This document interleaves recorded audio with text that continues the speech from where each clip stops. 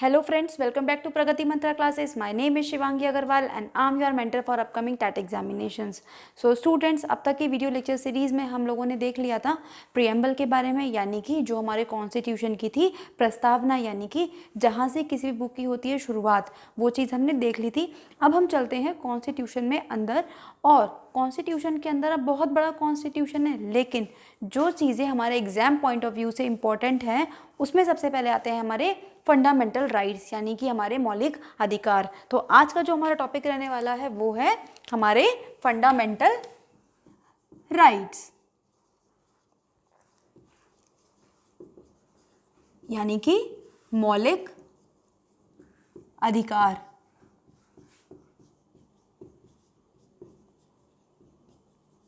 अब अगर मैं आपसे एक क्वेश्चन पूछूं, जब मैंने आपको सोर्सेस ऑफ कॉन्स्टिट्यूशन वाली वीडियो करवाई थी, लेक्चर दिया था, तो उसमें मैंने आपको बताया था कि जो हमारा कॉन्स्टिट्यूशन है वो डिफरेंट स्रोतों से, यानी कि डिफरेंट कंट्री से बोरो किया हुआ है। उसमें हमने देखा था कि फंडामेंटल राइट्स हम लोगों ने कहाँ से बोरो करे हैं, ये हमने करे हैं यूएस से, यानी कि अमेरिका से हमने इनको बोरो करा है। हमारे कॉन्स्टिट्यूशन में अगर मैं बात करूँ तो ये हमें कहाँ देखने को मिलते हैं, ये हमें देखने को मिलेंगे पार्ट 3 और आर्टिकल कहाँ से कहाँ तक, ये हमें देखने को मिलते हैं आर्टिकल 12 से 35 तक। ठीक, ये तो रही ये बात कि हमें ये कहाँ देखने को मिलेंगे कॉन्स्टिट्यूशन में, किस जगह, पार्ट 3 में और आर्टिकल 12 से लेके 35 तक। लेकिन अब हम ये बात समझने की कोशिश करेंगे कि आखिर ये फंडामेंटल राइट्स हमारे लिए क्यों ज़रूरी हैं। देखो, हम एक कंट्री में रहते हैं, जो कैसी कंट्री है, जो कि है हमारी डेमोक्रेटिक कंट्री, यानी कि प्रजातांत्रिक एक देश में रहते हैं। अब जब हम प्रजातांत्रिक देश में रहते हैं तो वहाँ लोगों के पास होते हैं अपने कुछ अधिकार, ठीक है, जो क्या सिक्योर करते हैं, जो सिक्योर करते हैं उनकी राजनीतिक स्वतंत्रता को, यानी कि उन्हें क्या प्रोवाइड करते हैं, पॉलिटिकल फ्रीडम प्रोवाइड करवाते हैं। वैसे तो अगर हम बात करें कॉन्स्टिट्यूशन के एम की, ऑब्जेक्टिव की, जैसा कि हम लोगों ने प्रियम्बल में देखा भी था, तो हमारा कॉन्स्टिट्यूशन मेनली 3 चीज़ों पे काम करता है। किस किस पे? एक तो हमारा कॉन्स्टिट्यूशन काम करता है कि हम लोगों को पॉलिटिकल फ्रीडम दे सके, दूसरा हम सोशल और इकोनॉमिक जो क्लास है लोगों का उसको अचीव कर सकें, उसको बराबर बना सके। अब देखो, जो ये हमारे फंडामेंटल राइट्स हैं ये सिक्योर करते हैं हमारी किस चीज़ को, ये सिक्योर करते हैं हमारी पॉलिटिकल फ्रीडम को,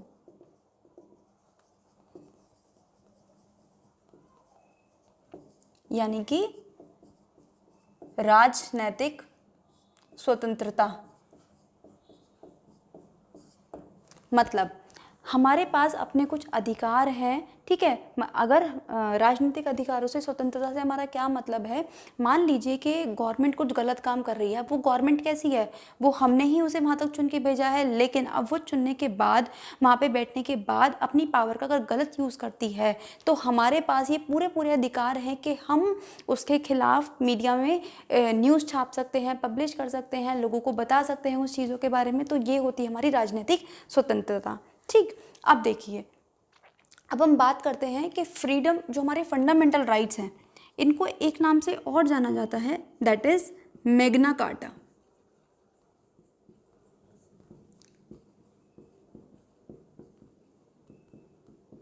ये क्वेश्चन डायरेक्टली पूछा जाता है बहुत सारे एग्जाम्स में कि मैग्ना कार्टा किस पार्ट को बोला जाता है कॉन्स्टिट्यूशन के। तो ध्यान रखना, पार्ट 3 को बोलते हैं मैग्ना कार्टा, जिसके अंतर्गत आते हैं हमारे मौलिक अधिकार। लेकिन अब हम जानते हैं कि आखिर ये मैग्ना कार्टा है क्या। देखो, मैग्ना कार्टा हमारा, अगर हम इसकी थोड़ी सा हिस्ट्री की बात करें तो मैग्ना कार्टा एक बहुत हमारा इंपॉर्टेंट डॉक्यूमेंट है, जिसकी शुरुआत कहाँ से हुई, जिसकी शुरुआत मानी जाती है इंग्लैंड से हुई। और इस मैग्ना कार्टा, यानी कि इस डॉक्यूमेंट में क्या लिखा हुआ है, इसमें लिखा हुआ है कि चाहे कोई भी व्यक्ति किसी भी क्लास से आता हो, किसी भी वर्ग से आता हो, मतलब चाहे कोई व्यक्ति अमीर है, गरीब है, गोरा है, काला है, कैसा भी कहीं से भी आता है, लेकिन कानून के सामने हम सब कैसे हैं, हम सब हैं बराबर।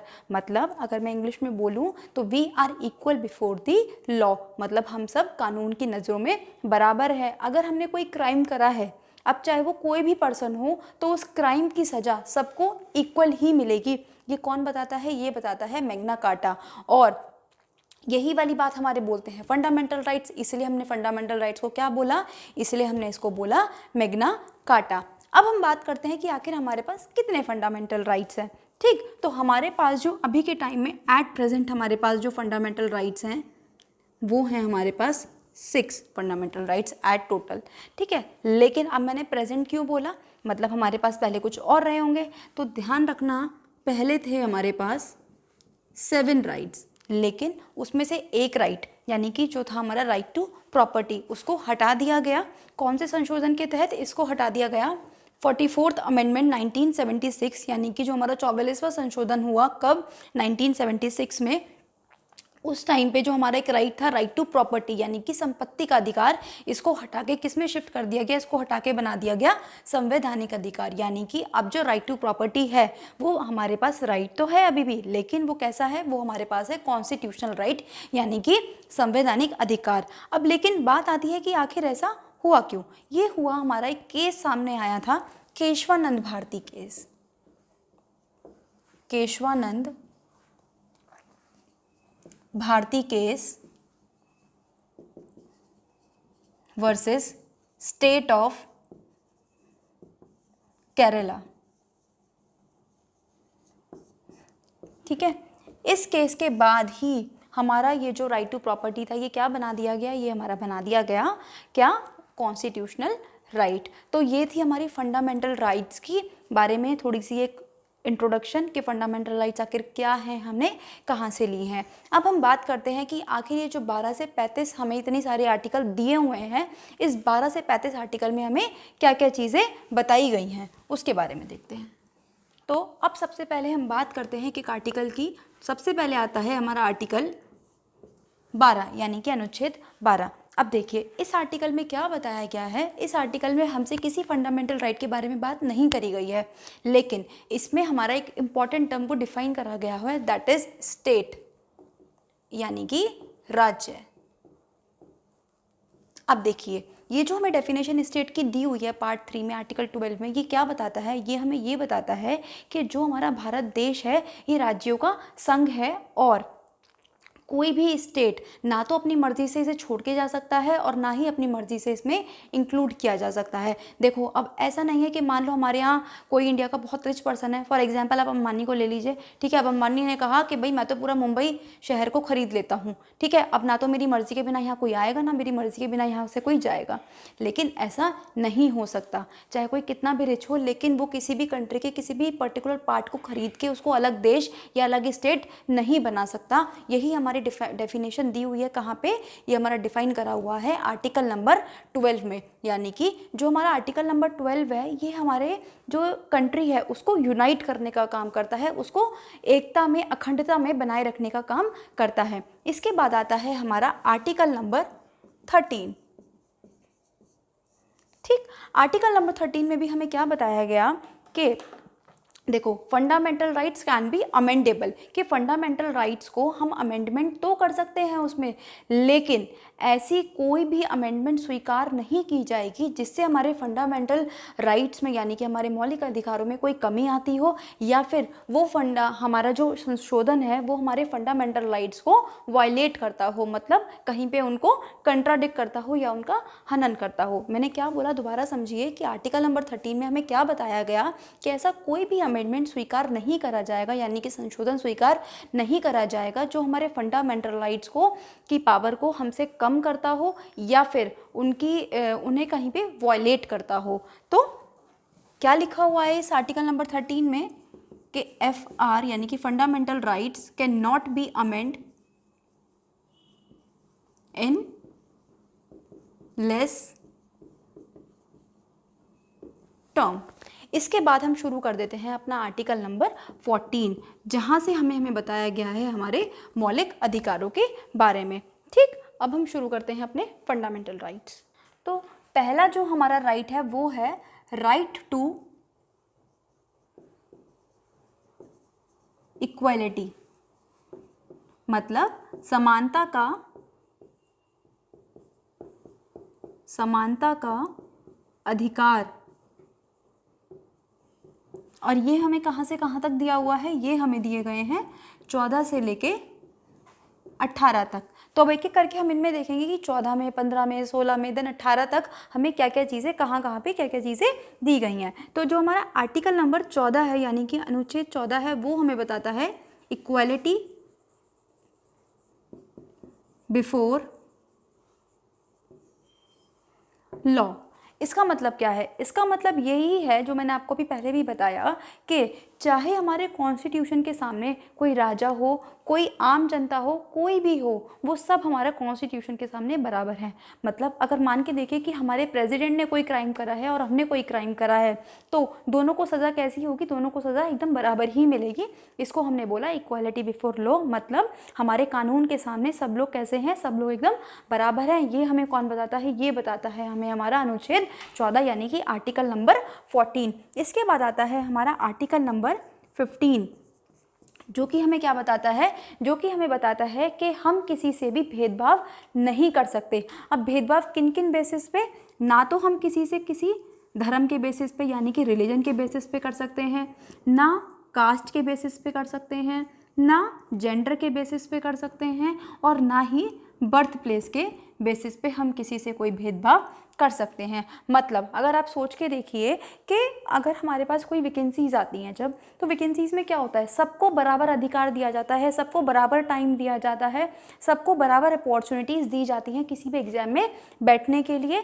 या फिर आपने देखा होगा कि जब आप स्कूल में जब पढ़ते होंगे तो आपके साथ और भी धर्मों के लोग आपको अपने आसपास देखने को मिलते हैं। और हमारे इंडिया में, हमारे भारत में ये हमारे पास अधिकार है कि हम किसी भी धर्म से आते हों, किसी भी जाति से आते हों, हम सब बराबर हैं किसके सामने? कानून के सामने। तो आर्टिकल नंबर 5 हमें बताता है कि हम किसी का भी डिस्क्रिमिनेशन मतलब किसी से भी भेदभाव नहीं कर सकते। जैसे कि पुराने टाइम में आप लोगों ने देखा होगा भारत में क्या होता था, जब हमारा देश आज़ाद हुआ था तब क्या होता था कि हम लोगों ने अपने जो पूरा इंडियन सिस्टम था हमने उसको 4 क्लासेस में बांटा हुआ था कि जो ब्राह्मण से उनको टॉप क्लास माना जाता था, जो शूद्र थे उनको लोअर क्लास माना जाता था। इवन हम लोगों ने उनके गांव अलग कर दिए, हम लोगों ने क्या करा, उनके पानी पीने के तक के कुएँ तक अलग कर दिए गए थे। तो हमारा कॉन्स्टिट्यूशन हमें इस बात का अधिकार देता है कि कोई भी हमारे साथ किसी भी बेसिस पे शोषण, हमारा भेदभाव नहीं कर सकता। नेक्स्ट आता है हमारे पास आर्टिकल नंबर 16, जो कि हमें क्या बताता है? जो हमें बताता है कि अगर हमारे पास पब्लिक एम्प्लॉयमेंट है, मतलब जब भी जो हमारे गवर्नमेंट वैकेंसीज़ निकलती हैं तो हम सब उस गवर्नमेंट वैकेंसीज़ के लिए हमें इक्वल अपॉर्चुनिटी दी जाती है। अब ऐसा तो नहीं होता ना कि कोई रिच पर्सन है तो उसको 15 दिन का फॉर्म भरने का टाइम दिया जाएगा, लेकिन कोई गरीब पर्सन है या फिर कोई गाँव से बिलोंग करता है तो उसको केवल और केवल 1 दिन का टाइम दिया जाएगा। ऐसा तो नहीं होता। तो मतलब क्या होता है कि जो रूल्स एंड रेगुलेशन, जो नोटिफिकेशन आता है वो सब लोगों के लिए सेम आता है। और ऐसा भी नहीं है कि अगर हमारी कोई गवर्नमेंट भर्ती होनी है तो गवर्नमेंट चुपचाप अपने अपने लोगों को वहाँ पे जाके भर्ती कर लेगी, ऐसा नहीं होता। अगर हमें 5 सीटें भी भरनी है सरकार को या 10 सीटें भी भरनी है तो उसको प्रॉपर एक नोटिफिकेशन जारी करना होगा, उसकी एग्ज़ाम डेट निकालनी होगी, उसको बताना होगा पूरी जनता को कि हम किस बेसिस पे, किस क्राइटेरिया पे उन लोगों को उस पोस्ट पे बैठा रहे हैं। तो ये क्या बात करता है? ये हमें बात करता है equal opportunities for public employment. कौन से आर्टिकल में पता चला? ये हमें पता चलता है आर्टिकल नंबर 16 में। अब फिर आता है हमारे पास आर्टिकल नंबर 17। इसको स्टार मार्क कर लेना। क्यों? क्योंकि ये किस बात को हटाता है? ये ख़त्म करता है अनटचेबिलिटी को, यानी कि जो छुआछूत थी। जैसा पहले हमारे भारत देश में देखा जाता था कि लोग जो नीची जाति होती थी ना तो उनके साथ उठना बैठना पसंद करते थे, ना खाना पीना पसंद करते थे, ना उन्हें मंदिर में प्रवेश दिया जाता था। तो ये सब चीज़ें किस में ख़त्म करी गई? ये ख़त्म करी जाती हैं हमारे आर्टिकल नंबर 17 में। और यहाँ से क्वेश्चन बहुत बार पूछा जाता है, तो इसको हम अच्छे से याद रखेंगे। इसके बाद आता है हमारा आर्टिकल नंबर 18, जो किस चीज़ को ख़त्म करता है? जो ख़त्म करता है टाइटल्स को। जैसे कि आप लोगों ने पहले के राजा महाराजा के लोग देखे होंगे, वो क्या करते थे? अपने नाम के आगे अकबर लगा लिया, सुल्तान लगा लिया। तो ये सब चीज़ें हमारी किस आर्टिकल के अंदर ख़त्म होती हैं कि हम अपने नाम के आगे अपनी मर्ज़ी से किसी भी तरीके का कोई टाइटल यूज़ नहीं कर सकते एक्सेप्ट 2। एक तो हम एकेडमिक यूज़ कर सकते हैं, मतलब जैसे आप लोगों ने देखा होगा जो लोग डॉक्टरेट कर लेते हैं तो वो अपने नाम के आगे डॉक्टर लगा सकते हैं, और दूसरे होते हैं जो हमारे आर्मी के लोग होते हैं, मतलब जो जनरल पोस्ट पे होते हैं, कर्नल होते हैं, वो सब आप अपने नाम के आगे वो अपनी पोस्ट को लगा सकते हैं। लेकिन दो ही प्रोफेशन में, एक तो या तो वो एकेडमिक होना चाहिए या फिर वो हमारी मिलिट्री से रिलेटेड होना चाहिए। तो ये थे हमारे समानता के अधिकार, जो कि हमें कहाँ से कहाँ तक मिलते हैं, 14 से 18 तक मिलते हैं। अब नेक्स्ट हम बात करते हैं राइट टू फ्रीडम की, जो कि हमें कहाँ से कहाँ तक मिले, जो हमें देखने को मिलते हैं 19 से 22 तक। राइट टू फ्रीडम 19 से 22 तक, यानी कि स्वतंत्रता का अधिकार। अब हम ये देखेंगे यहाँ पर कि जो हमारे पास स्वतंत्रता है वो किन किन चीज़ों की स्वतंत्रता है। तो सबसे पहले आर्टिकल नंबर 19 के बारे में देखते हैं। आर्टिकल नंबर 19 में हमें किस चीज़ की स्वतंत्रता दी गई कि हम किसी भी तरीके से कहीं पे भी जाके कोई भी अपनी मीटिंग ऑर्गेनाइज कर सकते हैं। जैसे कि अभी आप लोगों ने देखा होगा किसान आंदोलन चला, तो जो किसान थे वो स्ट्राइक पर बैठ गए, ठीक है, या फिर आपने देखा होगा कई बार जंतर मंतर पे, या फिर हमारे देश में कई जगह से लोग अपनी मीटिंग्स करने, अपनी ऑर्गेनाइजेशंस कहीं भी लगा सकते हैं, लेकिन वो सारी की सारी जो उनके नेचर होना चाहिए वो अहिंसा पे बेस्ड होना चाहिए। मतलब उन मीटिंग्स में किसी भी तरह की हिंसा का कोई यूज़ नहीं होना चाहिए। मतलब ये सारी कैसी होनी चाहिए, नॉन वायलेंस होनी चाहिए। प्लस यही जो हमारा आर्टिकल 19 है ये हमें इस चीज़ की भी स्वतंत्रता देता है कि हम किसी भी अपने रिलीजन को फॉलो कर सकते हैं। मतलब हमारे ऊपर किसी भी तरह की कोई रोक टोक नहीं है किसी भी धर्म को अपनाने में। हम किसी भी धर्म को प्रैक्टिस कर सकते हैं, किसी भी धर्म में परिवर्तन भी कर सकते हैं। ये आर्टिकल कौन बताता है, ये आर्टिकल हमें बताता है हमारा 19। प्लस हम अपना कोई भी रिलीजियस अपना कोई भी एक ऑर्गेनाइजेशन भी बना सकते हैं, रिलीजियस ऑर्गेनाइजेशन भी बना सकते हैं। इस चीज़ के लिए भी हमें पूरी हमारे भारत में आज़ादी है। नेक्स्ट अब हम बात करते हैं आर्टिकल नंबर 20 की। अब ये जो आर्टिकल नंबर 20 है ये हमें क्या बताता है, प्रोटेक्शन इन रिस्पेक्ट, मतलब ये हमें एक तरह की सिक्योरिटी यानी कि हमारी सुरक्षा प्रोवाइड करता है। किस चीज़ में, इन रेस्पेक्ट ऑफ कन्विक्शन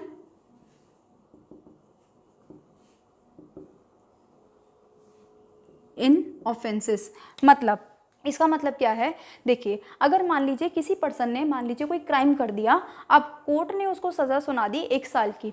अब 1 साल की सज़ा में उसके साथ ऐसा नहीं है कि पुलिस वाले उसको डेली आके 4 डंडे मार रहे हैं, सुबह में भी ले शाम में भी ले, ऐसा नहीं है। मतलब जो सज़ा हमें किसी हाई अथॉरिटी के द्वारा दी गई है, किसी जज के द्वारा सुनाई गई है, केवल और केवल हमें उतनी ही सज़ा मिलेगी। उसके एक्स्ट्रा अपनी तरफ से कोई भी अथॉरिटी आके, कोई भी पुलिस पर्सन आके उसको अलग से टॉर्चर नहीं कर सकता। नेक्स्ट हम बात करते हैं आर्टिकल नंबर 21, जो कि हमें आर्टिकल नंबर 21 क्या कहता है, प्रोटेक्शन ऑफ लाइफ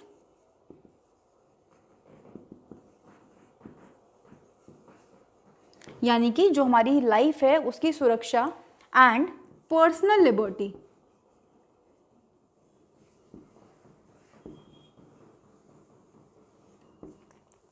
ध्यान रखना, और यही वो हमारे 2 इंपॉर्टेंट आर्टिकल है जो ड्यूरिंग इमरजेंसी, मतलब जो आपातकालीन स्थिति आ जाती है किसी देश में, ये 2 आर्टिकल हमसे उन केसेस में भी छीने नहीं जा सकते। मतलब चाहे हम कहीं से भी आते हों, लेकिन हमें जीने का पूरा अधिकार है।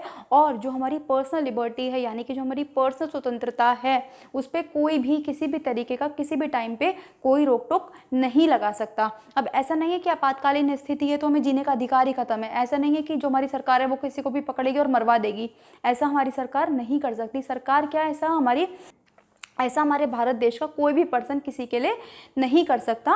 तो ये हमारे वो 2 अधिकार हैं जो हमारी आपातकालीन स्थिति में भी हमसे नहीं छीने जाते। यहाँ से क्वेश्चन काफ़ी बार पूछा जाता है कि उन 2 आर्टिकल्स का नाम बताइए जो हमसे कभी भी आपातकालीन स्थिति में, इमरजेंसी सिचुएशन में भी नहीं छीने जाते।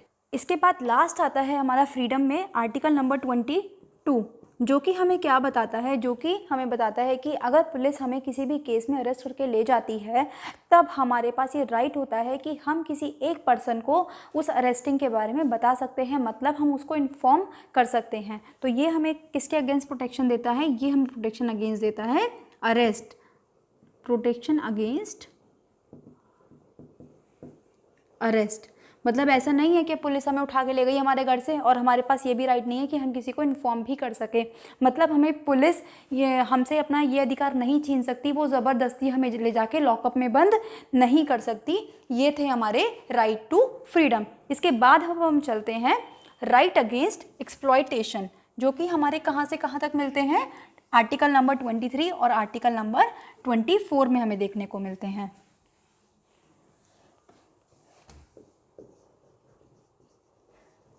राइट अगेंस्ट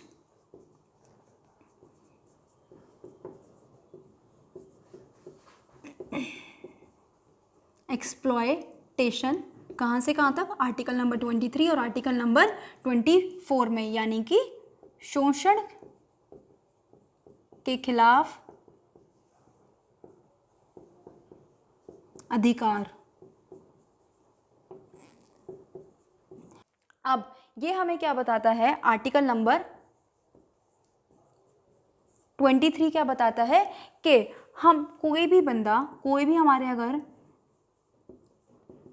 इंडिया का सिटीज़न है तो ऐसा नहीं है कि अगर हमें, देखो हमें क्या है कि हमें हमारे पास ट्रेड करने का भी अधिकार है, मतलब हमें स्वतंत्रता है कि हम किसी भी तरीके का इंडिया में ट्रेड कर सकते हैं, जब चाहे अपने ट्रेड को परिवर्तन भी कर सकते हैं, मतलब अपने जो हमारा व्यापार है उसको हम स्विच भी कर सकते हैं या फिर हम किसी भी प्रोफेशन को ऑप्ट भी कर सकते हैं। लेकिन अब ऐसा नहीं है कि कुछ भी करने का मतलब ये नहीं कि हमने क्या कर दिया, मानव तस्करी करनी शुरू कर दी, ड्रग्स की हमने लेन देन शुरू कर दिया, नहीं ऐसा नहीं है। तो ये जो हमारा राइट अगेंस्ट एक्सप्लॉयटेशन है, ये हमें ये बताता है कि देखो अगर हम ह्यूमन ट्रैफिकिंग करना शुरू कर देते हैं, मतलब मानव तस्करी करना शुरू कर देते हैं, उस केस में क्या होता है कि हम दूसरे जो पर्सन है उसके जो हमारे फंडामेंटल राइट्स हैं उसको हम मिसयूज़ कर रहे हैं, मतलब उसको हम क्या कर रहे हैं, उसको हमने वायलेट कर दिया।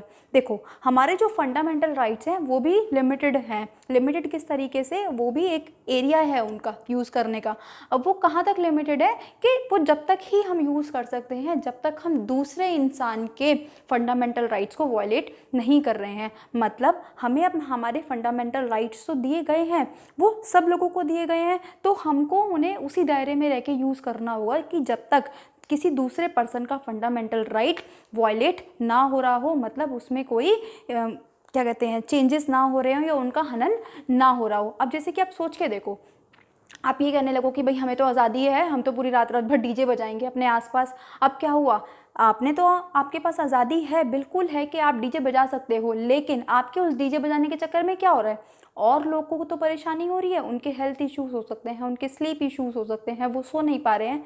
तो अब क्या हुआ, आपने तो अपने अधिकार का यूज़ करा, लेकिन दूसरे के अधिकार को भी आपने हनन कर दिया, मतलब उसको वायलेट कर दिया। तो वो इंसान आप पर केस कर सकता है, वो आपको कह सकता है कि ऐसा मत करो। तो यही सेम चीज़ है कि जो हमारे ये 23 और 24 हैं वो हमें ये बताता है कि किसी भी केस में जो हमारे राइट्स हैं उनका एक्सप्लॉयटेशन नहीं हो सकता, मतलब हमारा शोषण नहीं किया जा सकता। वहीं जो हमारा आर्टिकल नंबर 24 है इससे रिलेटेड, वो क्या कहता है, वो ये कहता है कि बिलो 14 ईयर्स के जो बच्चे हैं, बिलो 14 ईयर्स, उनको हम किसी भी, उनसे हम ज़बरदस्ती कोई भी काम नहीं करा सकते। ज़बरदस्ती क्या, बल्कि हम उनसे काम ही नहीं करा सकते। अगर हम उन्हें पेड भी कर रहे हैं तब भी जो केस है वो हमारे ऊपर चलेगा, क्योंकि गवर्नमेंट ये कहती है, हमारा कॉन्स्टिट्यूशन ये कहती है कि भाई 14 साल से जो नीचे का है वो एक बच्चा होता है, उसमें इतनी समझ नहीं है, लेकिन आप में तो उतनी समझ है कि आप उससे काम ना कराओ। इसीलिए हम किसी भी 14 साल से कम उम्र के बच्चे से कोई भी काम किसी तरीके का नहीं करा सकते। ये थे हमारे राइट अगेंस्ट एक्सप्लॉयटेशन। अब हम चलते हैं अपने नेक्स्ट राइट्स की तरफ।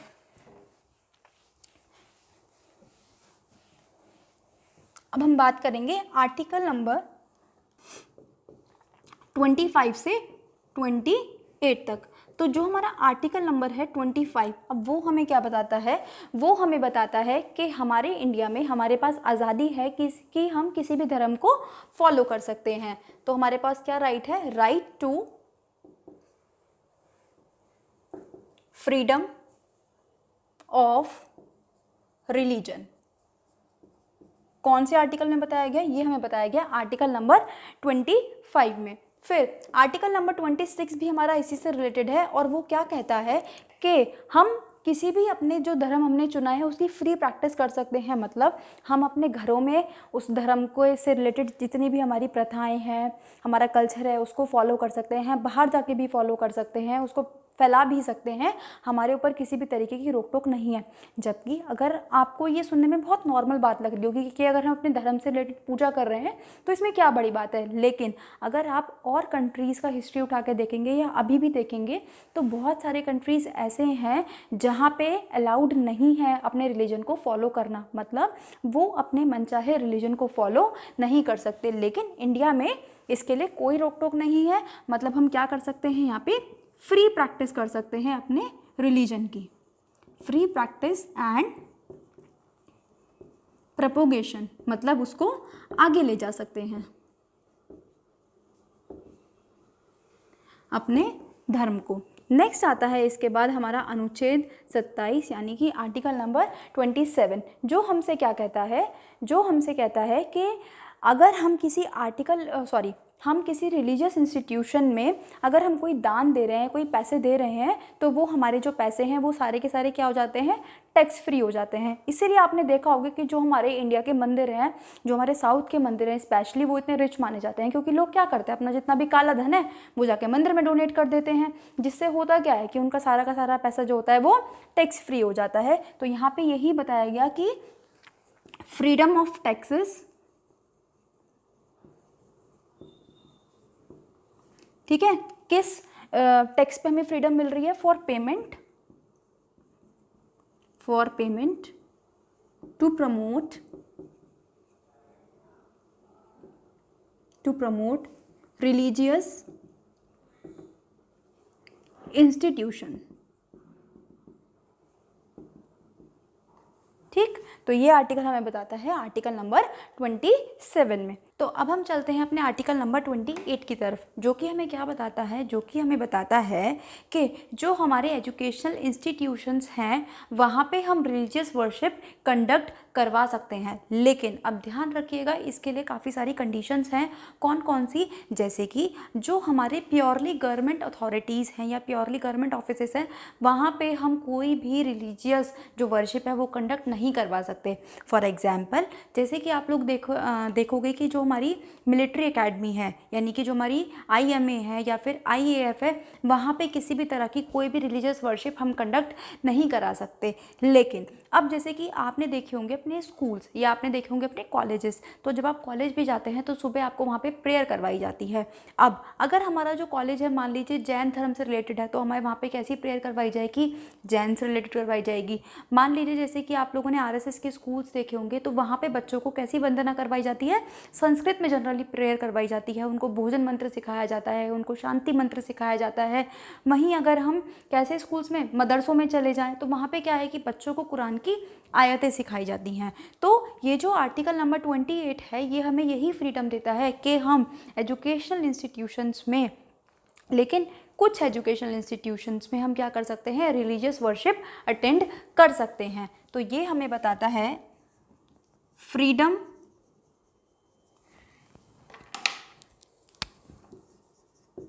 To attend religious worship in certain institution। ठीक, अब चलते हैं हम यहाँ से अपने नेक्स्ट आर्टिकल की तरफ, दैट इज आर्टिकल नंबर 29 और 30। अब ये वाले जो दोनों आर्टिकल्स हैं ये हमारे किससे रिलेटेड हैं, ये हमारे हैं right for culture and education. यानी कि ये राइट हमें क्या बताते हैं देखिए आर्टिकल नंबर 29 हमें बताता है, ये हमारे जो राइट्स हैं ये है हमारे माइनॉरिटीज़ के लिए, यानी कि जो हमारे देश में अल्पसंख्यक रहते हैं, ये जो राइट है हमारे 29 और 30 ये उनको प्रोटेक्ट करते हैं। किस तरीके से? अब ये जो आर्टिकल नंबर 29 है ये हमें कहता है कि किसी भी तरीके से जो हमारे अल्पसंख्यक हैं हमारे देश में, यानी कि जो मुस्लिम हैं, क्रिश्चियंस हैं, जैन हैं, पारसीज़ हैं, इनका किसी भी तरीके से कोई भी हनन नहीं होना चाहिए। यानी कि ये हमें बताता है protection of interest of minorities. वहीं जो हमारा आर्टिकल नंबर 30 है वो हमें क्या बताता है? आर्टिकल नंबर 30 हमें बताता है कि इनके पास जो ये माइनॉरिटीज़ हैं इनके पास राइट है क्या इस्टेब्लिश करने का? ये इस्टेब्लिश कर सकते हैं अपने एजुकेशनल इंस्टीट्यूशंस, ठीक है, अपने रिलीजियस इंस्टीट्यूशंस ये लोग शुरू कर सकते हैं जहाँ भी ये चाहें। कौन? माइनॉरिटीज़ यानी कि अल्पसंख्यक। इसके बाद हम चलते हैं आर्टिकल नंबर 31 की तरफ, जो कि था पहले हमारे फंडामेंटल राइट्स में था लेकिन जिसको अब हटा दिया गया है, रिमूव कर दिया गया है, जिसके बारे में हमने स्टार्टिंग में देखा भी था। यानी कि जो राइट टू प्रॉपर्टी है वो हमारा आर्टिकल नंबर था 31, जिसको अब हमारे फंडामेंटल राइट्स में से ख़त्म कर दिया गया है। तो अब हम देखते हैं अपना सबसे important article, that is article number 32, जो कि क्या है? जो है हमारा राइट टू कॉन्स्टिट्यूशनल रेमेडी, यानी कि संवैधानिक उपचारों का अधिकार।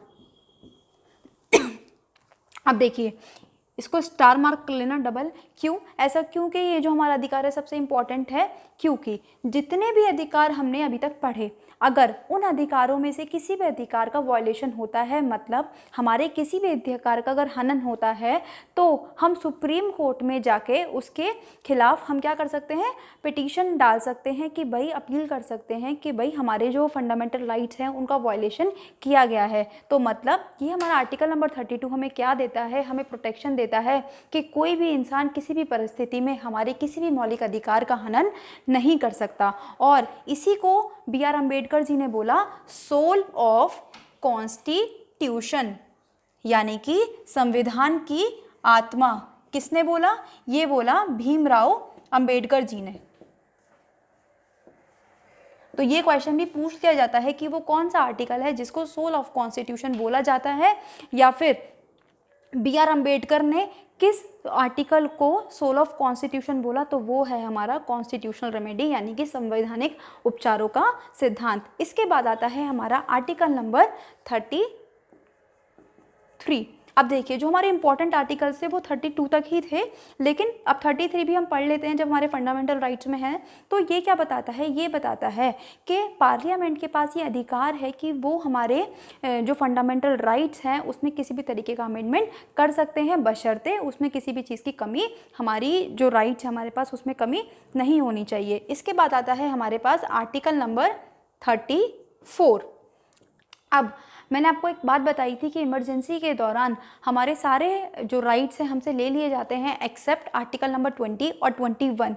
तो ये जो बात है ये कहाँ लिखी गई है? ये लिखी गई है हमारे आर्टिकल नंबर 34 में कि during an emergency article number 20 और 21 के अलावा बाकी सारे अधिकार हमसे ले लिए जाते हैं। इसके बाद आता है हमारा आर्टिकल नंबर 35, जिसको हम जानते हैं कि जब जो हमारा कश्मीर था, ठीक है, उसमें हमारा आर्टिकल नंबर 35A लगा हुआ था, तो वहाँ से अब इसको हटा लिया गया है। तो ये भी एक तरीके से अब हमारा हो चुका है ख़त्म। तो ये हमारा पूरा लेक्चर था किसके बारे में? फंडामेंटल राइट्स के बारे में, यानी कि मौलिक अधिकार के बारे में, जहाँ हमने हर एक अनुच्छेद में देखा कि किस अनुच्छेद में किस चीज़ के बारे में बताया गया है। तो आई होप आपको ये लेक्चर पूरा समझ में आया होगा, आपको पसंद भी आया होगा। तो पसंद आया तो इसको लाइक करना ना भूलें, अपने फ्रेंड्स के साथ शेयर करना ना भूलें ज़्यादा से ज़्यादा, और हमारे चैनल पर अगर आप नए हैं तो उसको सब्सक्राइब कर लें, प्लस बेल आइकन को प्रेस कर दें ताकि आपको हमारे आने वाले वीडियोस के नोटिफिकेशन टाइम से मिलते रहें। और PDF के लिए आप हमारे टेलीग्राम चैनल को ज्वाइन कर सकते हैं, जिसका लिंक आपको डिस्क्रिप्शन बॉक्स में दिया गया है। तब तक और अब मिलते हैं हम लोग नेक्स्ट वीडियो में। तब तक स्टूडेंट्स पढ़ते रहिए। All the very best.